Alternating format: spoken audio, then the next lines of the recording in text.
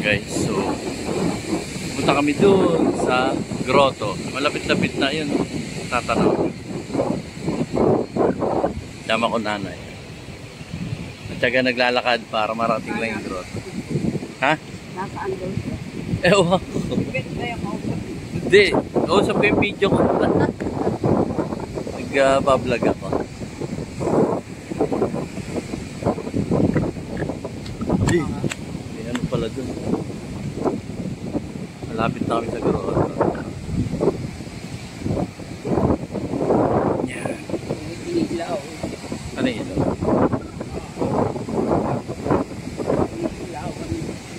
Hindi. Bawal maligo. Bawal maligo pagkagabi. Sinasamsam na. Hindi. Baka doon yan. Saka business establishment. Yan.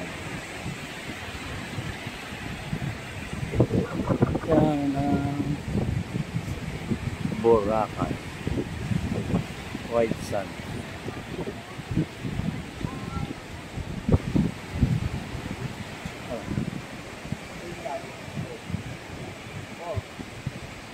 Ilaw.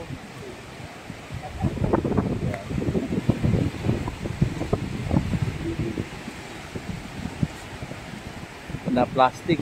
Magbabasagin yan. Delikado sa paa yan. Server. Oh, yun. Lapit na tayo na yan. Laki-laki na nung island, oh. Ano yun? Ang lit-lit yan, eh. Yan.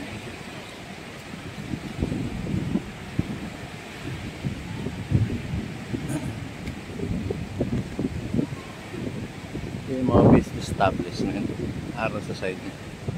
Noon, wala yan, eh. Wala yung mga building, eh. Atras pa yung dapat doon. Ngayon, nari na sila. Lapit na sila sa beachfront.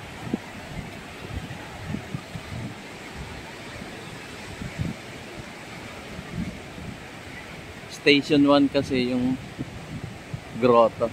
Eh kami nasa station 2. Kaya naglalakad kami dito.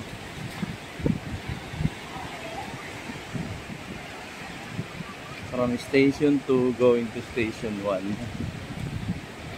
para marating yung grotto. Grotto ni Mama Mary.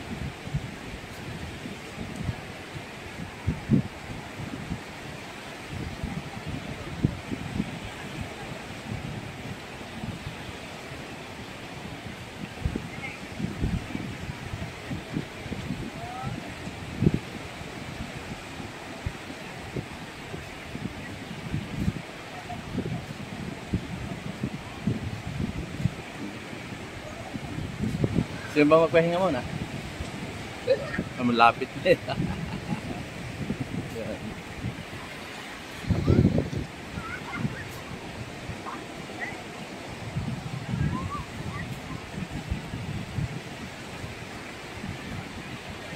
Patuloy tayo naglalakad.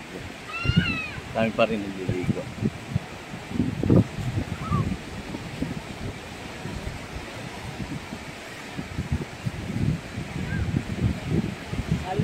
Anong araw ba? Yung? Ay, ngayon. Ito, dito malinis po. Yung araw, linggo-linggo din natala kami ng tatay. Sa dagat? Sa Luneta. Sa Luneta. Linis pa noon. Ngayon, madumi na sa Luneta. Oh. Ganda ng Boracay. Ito, palapit na kami sa station 1. Kaya lumilinis na lumilinis. Mas malinis dito sa station 1. Ayan. O baka namang kaya malinis na napadpad na yung mga seaweeds doon sa gilid. Nag high tide siguro dito. Tapos napadpad yung mga seaweeds doon sa gilid. Kaya malaki yung white beach na nakikita niya. Kasi mga seaweeds dapat naman sa gilid. Ayan. Baga, dumi ng dagat. Siya ang linis niya doon sa tabi. Yan.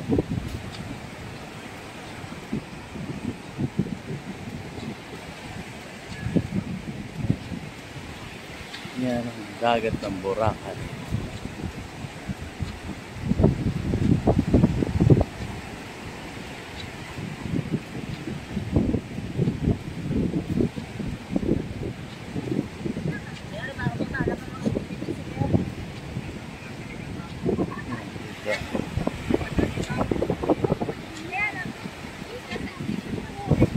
Naglalakad sa umaga, di ba? Exercise yun.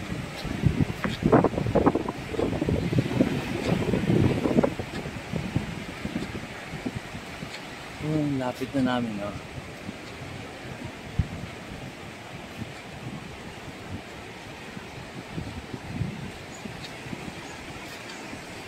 Boracay.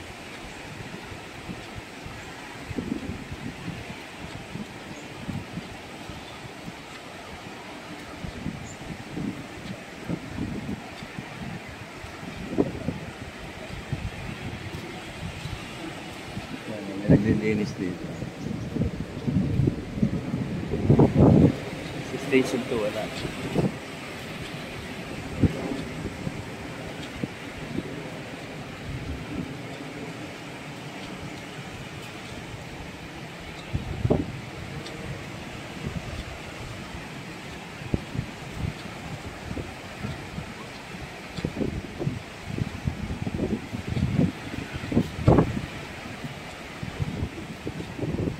Kalmado pa ang dagat.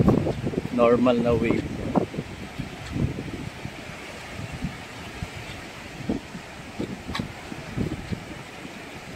So, tinutour ko kayo dito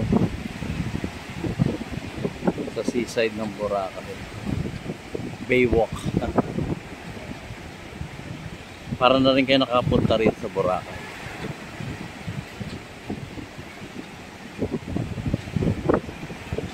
Diba? Tingnan nyo ang ganda ng Boracay. Kami rin naglalakad dito. Hindi naman siya crowded ngayong panahon na to.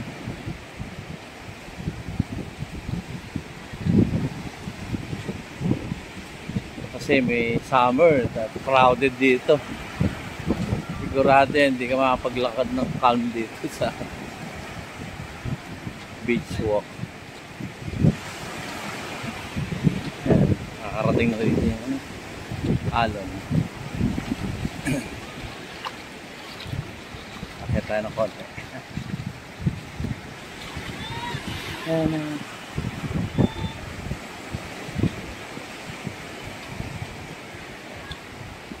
Parang nakasama ko na kayo sa paglalakad dito sa Boracay.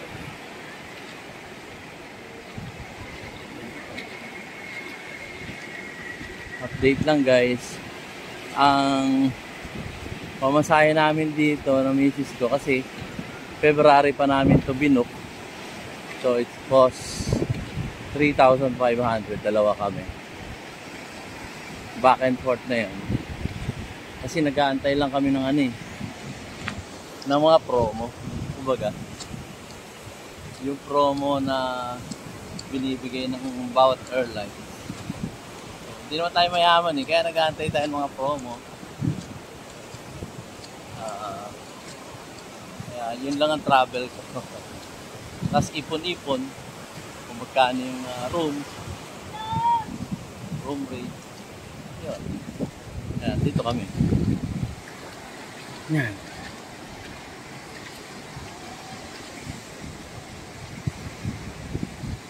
Ayan na. Yung lapit na.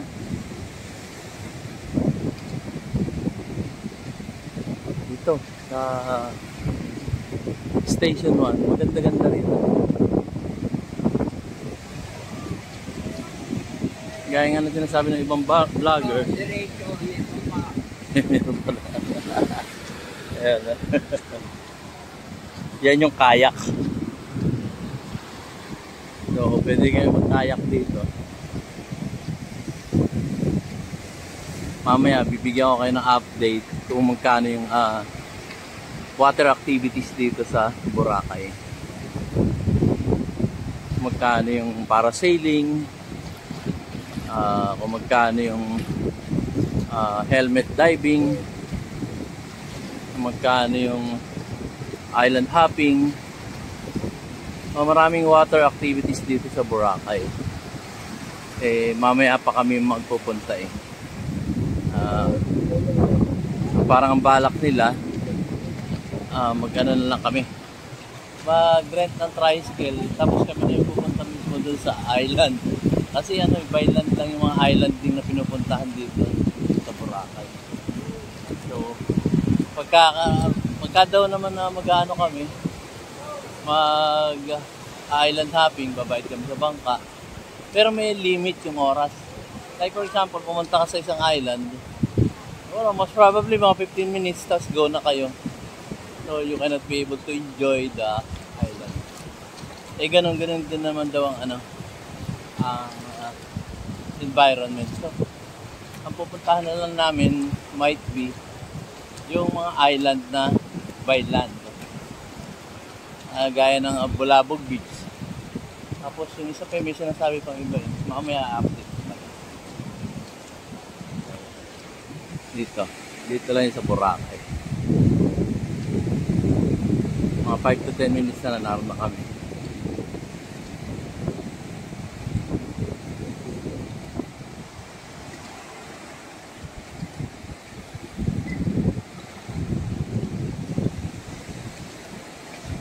Kasama ko nanay ko. Ayan. Mas malakas pa sa akin to. 70, ano na kayo, Nay? 80 na ako. Tingnan mo, 80 years old. Imagine, guys. Diba? Ayan. 80 years old. Pero can be able to walk pa rin. Layo ng lakad namin.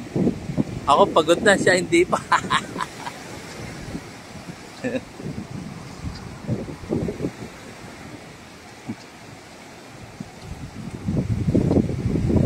Ganda ng Boracay. Yung long walk namin yan, no? Diba? For the 80 years old. So, malakas pa rin. Diba? Ako nga pagod na siya hindi pa. Makakapunta pa kami doon. Exercise yan. Kasi guys, pagka yung inyong mga parents mahina na, tapos pababayaan nyo lang sa kwarto, tapos sabihin nyo, dyan lang kayo, huwag kayong gagalaw, huwag kayong kikilos, pahinga lang kayo dyan, lalong manghihina yung guys. Real talk lang tayo. Ikukulong nyo yung mga natin, mga matatanda natin sa loob ng kwarto, ihina yun for sure. Kailangan ng exercise ng ating mga oldies. Hindi po pwede yung iaano mo lang sa kwarto, lalo manghihina yung guys. Ito, nakapag-exercise a lady that's ages 80 years old. Yun nga sabi niya, di ba? Kayang-kaya pa. Kaya huwag niya ikukulong sa kwarto yung mga magulang niya. Na exercise, tapos pasyal-pasyal. Kaya nito, mamasyal kami sa Boracay. Diba? Ayan na, lapit na yan. Konti na lang.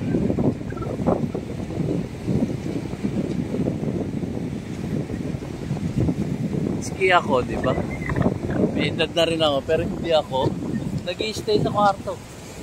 Kahit na may sakit ako sa puso. Travel dito, travel doon, ipon lang.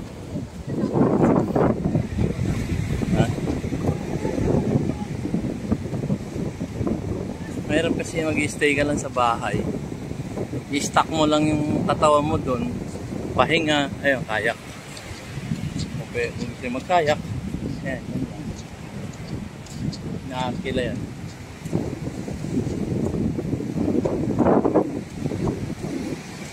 So lalo kayo manghihina guys pagka kayo nasa kwarto na. Kaya advice ko dun sa mga kabataan, pasyal niyo yung mga parents nyo. Kaya samahan nyo mag walking, jogging every Saturday, Sunday. Off nyo naman yun eh. Hindi yung, dyan lang kayo sa kwarto.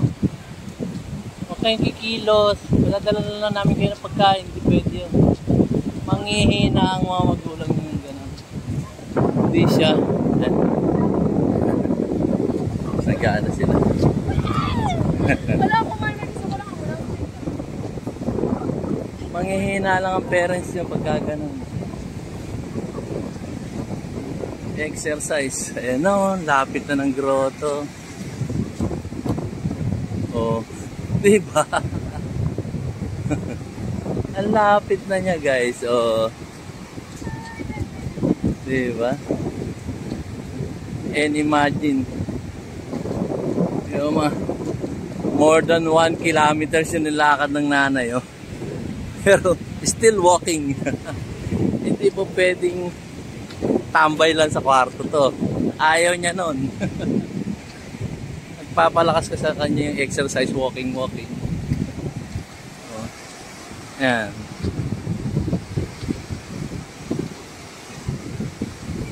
Pero sigurado pagdating sa bahay niya, gutom na yan. Papahinga yan. Yan, dami oh. Mas marami rito guys kasi mas malinis dito yung environment. Dito lang yan sa Station 1 dito sa Boracay. Yan, sa Station 1 to. Ayan na yung grotto. Ayan. Ayan na yung grotto. Ayan nga. Karto na tayo na eh. Oh, doon tayo sa bandaron. Hopefully makatawid tayo. Huwag lang gaano maalon. Kasi tumawid kami ni Beth kahapon dyan. May video nga siya, di ba? Pinakita ko sa inyo. So, ito ang grotto guys. As you can see, matatawid dyan by walking. Ayan. Ang tignan lang natin. Siguro, most probably magpapa-assist tayo dito kung sino po pwede mag-assist para makatawid kami doon. Kasi minsan ma-out balance ka dyan, malakas ang alon. So we will see. Ayan. Tignan natin kung paano tayo. Hanap lang ako na ng makakatuwang natin.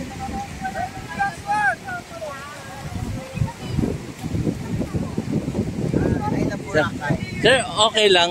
Meron ba kaming mahinga ng tulong? Tatawid lang kami. Doon? Oo. Sige. Ako yung nagpipicture kay Mama Mary. Sige. Punta tayo. Ayan, punta tayo doon ay. Opo, doon tayo kay Mama Mary.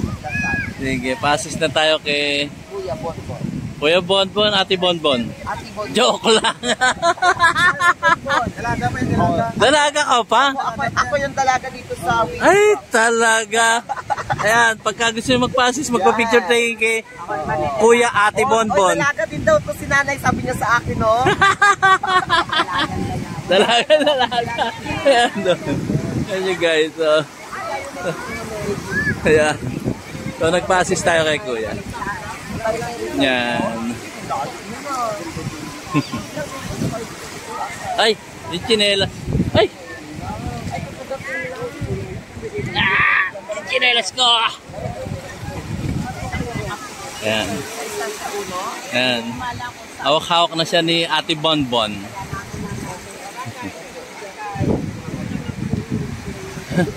Ate Bonbon, nagro-rolling pa ba yung video ko?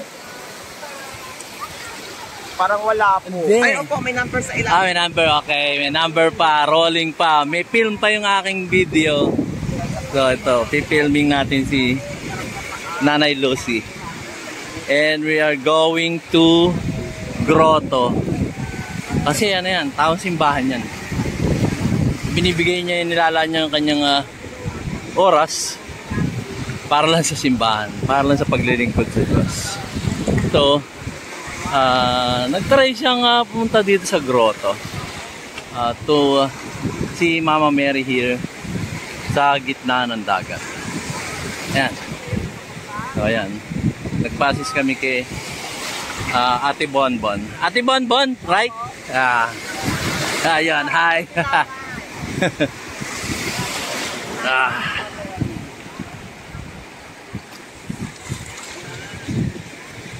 Ayan. Karto ko, binablog ko nanay. Lalim na, oh. Nampastuhod na nung na. Nay, madulas dyan, ha? Mga puro lumot dyan, eh. So, ayan. Ayan, nag-grotto. Ayan. Ayan. Ayan. Nagpahakisis kami. Ayan. Ayan. Diba? She is 80 years old. But still, can be able to do things that young ones can do. Ha? Oh, ayan. Alala may assistance. Ayan na. Umabot na sa itlog ko dito, ah. Ay, madulas nga. Puro lomots. Easy lang, baka madulas. At mayari ang cellphone natin. Ayan, dito tayo. Sa grotto.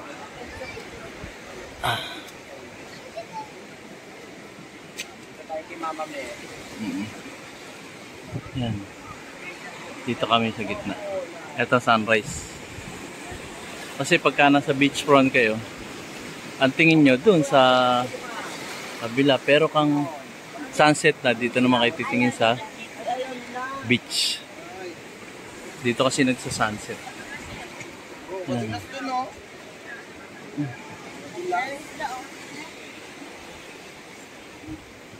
Ayan. O, tingnan mo nanay. O, diba? 80 years old yan. O. Saan ka nakita na 80 years old? Batawid pa ng dagat, diba? So, yun nga guys. Huwag nyong ipipirmi sa bahay ang inyong mga parents sa kwarto lang. Kayo, nay. Hindi pwedeng ganon. Pero exercise, travel, kung may time.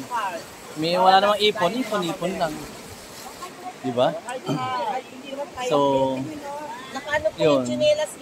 Ang advice ko sa mga kabataan, yung mga magulang nyo, keep them active. Huwag nyo i-stay sa kwarto. Yan palagi kong ina-advise ko lang, kung susunod kayo dito, sumunod kayo. Kung hindi naman, okay lang. Yun lang ang gusto kong iparating sa ating mga kabataan. Don't put your oldies but goodies na mag-stay lang sa kwarto. Kailangan maging active sila to make them a better life. Ganito, 8 years old. Talaga, kaya pa, di ba? Yan si Nanay Lucy.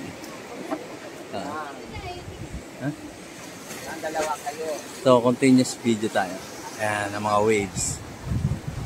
Samahan nyo ako. Very informative ng aking vlog. Although mahaba siya, pero para na kayo nakasama sa aking travel. Pakita tayo ng konti. Medyo dahan-dahan lang kasi, madulas. Isa pa. O, dito kayo na para maganda. 1, 2, 3, go. Hello, baby. Welcome, grotto. 1, 2, 3, go. Oh, opa! Yan. Yan, baby. 1, 2, 3, go. Yan, ang nanay. O, sino pa yung pasolo? O, sige po. Yan. Dito din yung cellphone. Eh, dito. Yan. Ito na kami sa gitna ng dagat. Sa grotto ni Mama Mary. Ayan. Ha? Ha? Dito po tayo tumayo. Tumawa kay Mama Mary. Yan. Doon po mama po. Para dito kayo nahirapan. Kayo dito ate. Yan. Maghawak po tayo kay Mama Mary.